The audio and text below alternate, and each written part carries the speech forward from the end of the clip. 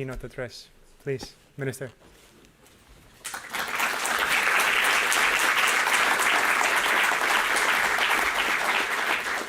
So, right, good morning everyone, and dear friends from Iceland, dear ministers, welcome in Berlin and in Germany. Thank you very much for arranging this conference. Thank you very much for being here. When we walked in, we just discussed, just in the 2 minutes we had, the possibilities of cooperation of the future, and we identified one problem. Iceland and Germany, they are not neighbors. They are quite far away, but in a way, of course, we are neighbors, as there's only water between us. You said, well, this is one thing we won't change, and we won't change. Therefore, we, of course, have to look into the prospects of cooperation, meaning technical knowledge, meaning planning, and, of course, then deep economic and energy and climate action cooperation. And from a German perspective, especially from a perspective of the German Minister for Climate Action, we are jealous. We look at Iceland and see your endless possibilities. I mean, you have volcanoes, we won't, and we don't have. Your heating system is decarbonized. Your use of renewable energy, hydrogen, or hydro, and geothermal is almost endless. We, as you know, the ones who have visited Germany, we need wind turbines on and offshore and solar energy to decarbonize our economy and in our electric system, and then use the electricity also to decarbonize heating and mobility. And that is a challenge, of course, as we are still a very populated and very high industrialized country. Not all of the countries in Europe still are, but we are. We have high energy-intensive industries. We have steel industry, we have chemical industry, we have aluminium industry, and we are trying to bring more industries to Germany as well. Semiconductors, for example, they also will use energy. So the possibility of getting along with fewer energy is not really given and not the aim, and the possibilities are nothing compared with the possibilities in Iceland. But of course, we want to make use of the best of it. For the ones coming from Iceland and maybe haven't heard the figures, we are now producing something like 50% renewable energy for our electric system. 50% for Germany, that is something, but it took 20 years, 25 years to increase the volume up to 50%. And the aim is to produce 80% of renewable energy in 2030, so in 7 years' time.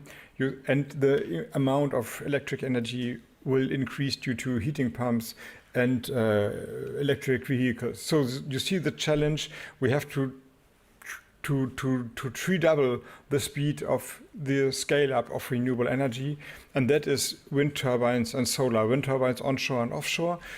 Onshore, it's always a problem due to bird directives and environmental protections, and of course not all of the people in Germany are fans of wind turbines. And I admit they are changing the landscape. The memory of your childhood becomes different if you look to the horizon and see some windmills.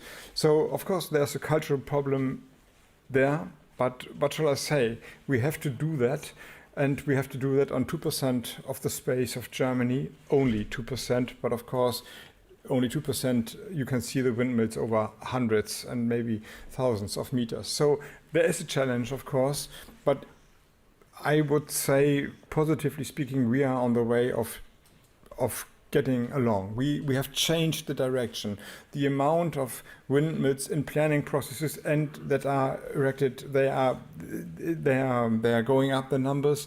And with solar, we are on the right path. We are seeing figures as never before in Germany. So this is really something.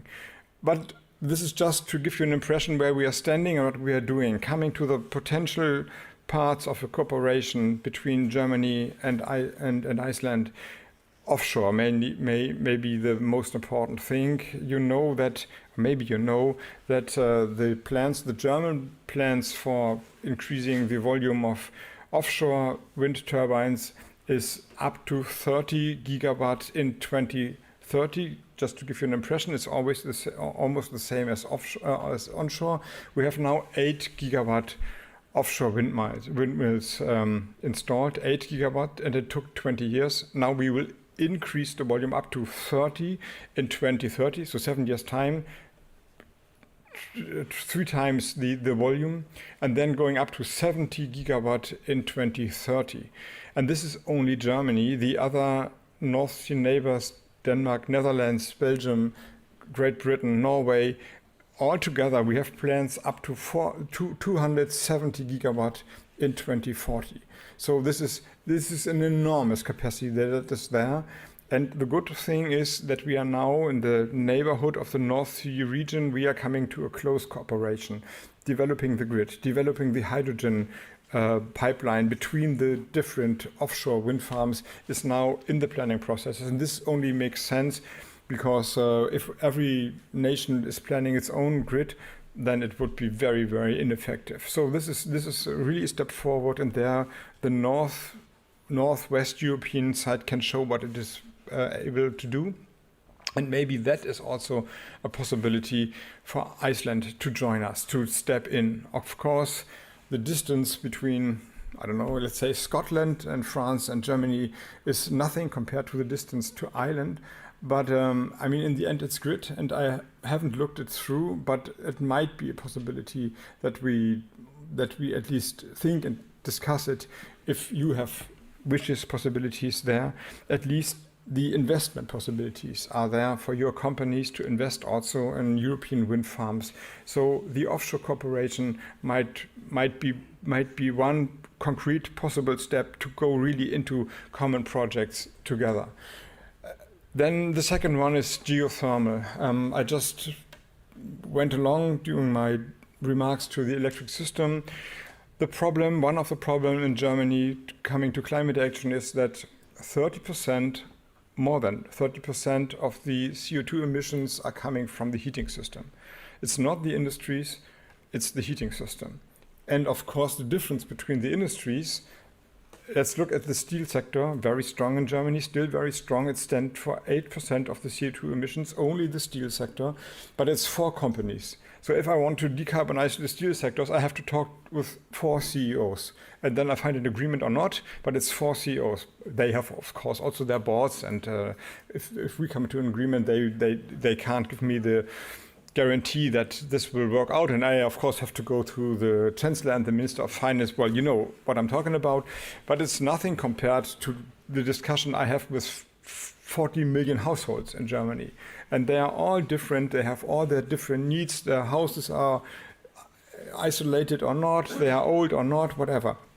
So we are now facing a quite challenging debate in Germany about that, and it's mainly focused on heating pumps and the electrification of the heating system. And the debate was rough in the last weeks and months. The German participants of this audience know what I'm talking about. But of course, this is only part of the change we're going through, and maybe not the most important one. This is not wrong. It's an important part. But in district heating systems, I think we have a better chance for decarbonizing our systems.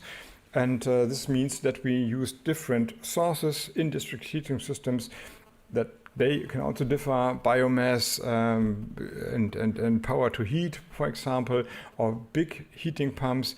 But geothermal is, of course, one of the biggest and greatest and cheapest possibilities if we can manage it. And there we have some experience in Germany, but nothing compared to yours. So we want to increase that. We want to increase the numbers of heating systems, also the extension of the heating systems. There are different funding programs on the way and existing, but of course we want to also make use more of geothermal. So this is the second point of cooperation I can imagine that we can work on, using your experience, bring it to Germany. Maybe there are companies, maybe there are experts, there are research institutes here that bring their knowledge to Germany, and of course we have also some knowledge and can cooperate there. Vice versa. Second part, I think we should increase our cooperation in all forms of research and industrial cooperation. the idea behind the economic idea behind the decarbonization is not climate action in itself, but inventing the new systems for Europe. And inventing the new systems means also the production side is of highest importance. So all the possibilities we have, smart metering, electrolyzers, batteries, and so on. I want to see production sites here in Germany and in Europe. And this is maybe the third part. It's not direct in the heart of climate action, but it belongs to climate action that our companies can cooperate and make business models out of that. And the fourth I can imagine is CCS. This is of course obvious that we have some sectors in the industries that from the knowledge of today are impossible to decarbonize. Cement, for example. And there are other emissions that we haven't found the possibility to get rid of them with the systems we have, hydrogen, electrification, renewable energy. We need CCS. And also there, Germany has some restrictions. Right now, it's not possible to apart from research, to really use the technique in Germany. We're going to change that in the course of this year. And then the question is, are there sites in Europe and in Germany where we can bring the CO2 apart from making use of it, CCU?